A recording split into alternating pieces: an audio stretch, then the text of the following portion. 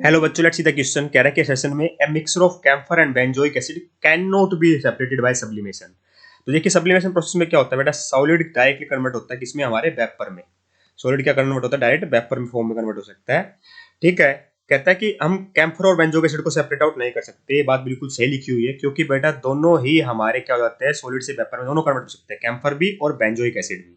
ठीक है। Sublimation process में क्या होता है, certain organic solid directly change हो जाते हैं सॉलिड से वेपर स्टेट में हीट करने पर, और इस प्रोसेस को बोला जाता है सब्लिमेशन। ठीक है। और अगर मैं हीट करूंगा तो सॉलिड से वेपर, और कोल्ड करूंगा तो कूल करूंगा तो वेपर से सॉलिड में वापिस। ठीक है। तो ऐसे सब्लिमेशन प्रोसेस यूज तब किया जाती है बेटा, जब सेपरेशन करने के लिए उन सॉलिड को जो सब्लाइम हो जाते हैं हीटिंग करने पर, फ्रॉम नॉन वोलेटाइल। मान लीजिए एक वोलेटाइल सॉलिड हुआ और एक नॉन वोलेटाइल हुआ, तो वोलेटाइल वाला और नॉन वोलेटाइल को हम सेपरेट आउट कर पाएंगे बाय द सब्लिमेशन प्रोसेस। ठीक है। पर यहाँ पे जो कैम्फर और बेंजोइक एसिड लिखा है, दोनों ही हमारे सेपरेट आउट हो सकते हैं बाय सब्लिमेशन प्रोसेस। इसका मतलब मैं क्या कहूंगा कि ये स्टेटमेंट बिल्कुल सही लिखी हुई है, क्योंकि दोनों ही सब्लाइम हो जाएंगे तो इनको हम सेपरेट आउट नहीं कर सकते। ट्रू स्टेटमेंट है।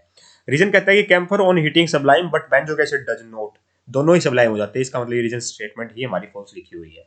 ठीक है। तो सेशन ट्रू है, रीजन फॉल्स है, इसका मतलब ऑप्शन नंबर 1 और ऑप्शन नंबर 2 हो गए आउट। सेशन ट्रू है, रीजन फॉल्स है, ऑप्शन नंबर 3 को मैं टिक कर दूंगा। I hope you got the answer. Option number 3 is correct here. Thank you so much.